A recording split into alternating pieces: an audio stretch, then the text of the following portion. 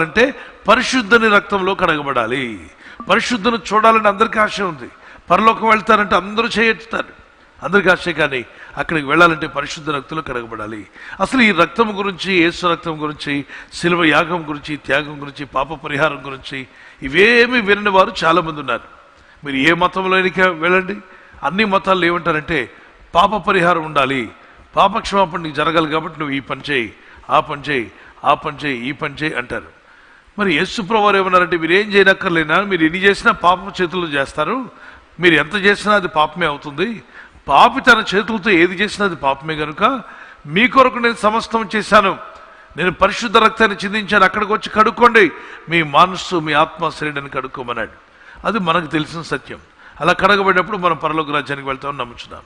కానీ మనం కడగబడలేదు, ప్రభు సువార్త విని కూడా లోబడలేదు అంటే తీర్పు అయిపోయింది అక్కడే.